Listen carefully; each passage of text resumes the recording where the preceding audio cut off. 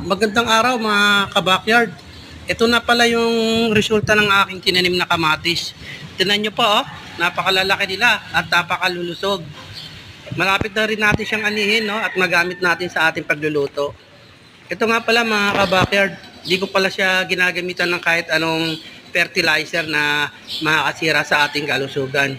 Bali, ang ginagamit ko lang sa kanila ay puro organic lang mga ka-backyard.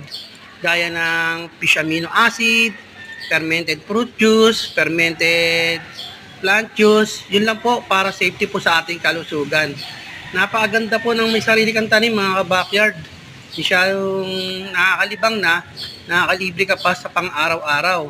At sigurado tayo na sariwa at masustansya ang ating kinakain. Safety po ang ating mga pamilya. Kaya kayo rin mga ka-backyard, kung may mga bakante kayong lupa o lote dyan, taniman nyo po. Napakaganda po. Malilibang na kayo, mababawasan ng stress nyo. At syempre, nakakalibre nga po kayo. Kaya kung may comment po kayo, comment nyo na lang po sa baba para mapaganda natin ang ating backyard.